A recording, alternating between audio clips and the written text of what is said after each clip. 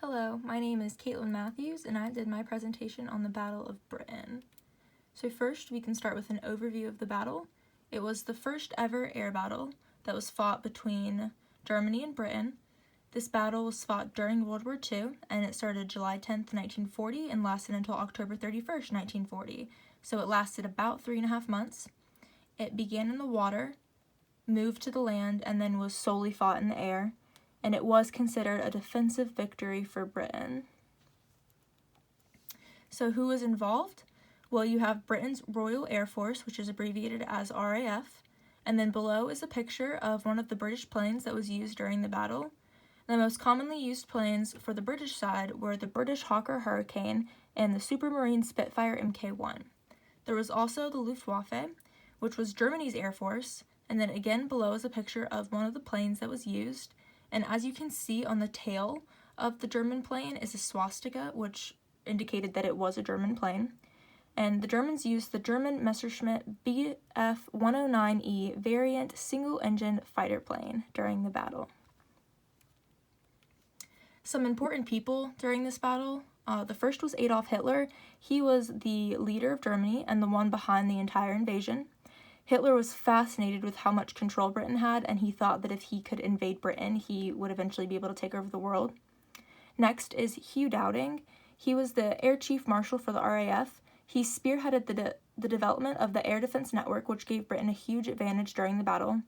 And the air defense network he created was called the Dowding System. It was named after him. It brought together technology, ground defenses, and fighter aircraft defenses all into one system.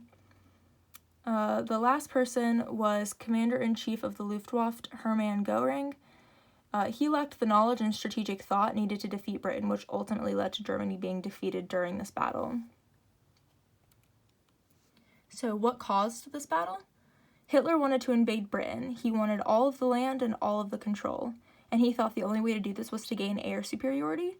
So Britain had a really advanced air force, and Hitler thought if he could defeat that, then it would be a piece of cake to defeat Britain on land. So, like I just said earlier, he was fascinated with the empire that they controlled and wanted to have all of that for himself and more. And so the battle commenced when Germany attacked British ships in the English Channel. So what was the aftermath of this battle? Germany was defeated. They had around 6,000 men fighting for them. They had about 2,662 casualties and lost about 1,887 aircrafts. Britain, on the other hand, ended up with a victory. They had only about 3,000 men fighting for them, and they had 1,544 casualties, and they lost about 1,023 aircrafts. So lastly, we can wrap up with a few interesting facts from the battle. So not all the pilots that were fighting on Britain's side were actually British. There were people from New Zealand, Australia, Canada, South Africa, Rhodesia, which is now Zimbabwe, Belgium, France, Poland, and Czechoslovakia. And there were even some pilots from the United States and Ireland. Every year, there is a fly past by Buckingham Palace on July 10th to commemorate and honor all of those that were lost and to kind of honor the victory that Britain got. And then back during the battle, when Hitler realized that Germany was losing the air battle, he ordered relentless bombings on British cities, which ended up killing thousands of innocent people. And he still ended up losing the air battle and just the battle in general, even with the bombings. And lastly, this October 31st, which is in about a week, marks the 80th anniversary since the battle ended. And then these are my works cited. Thank you.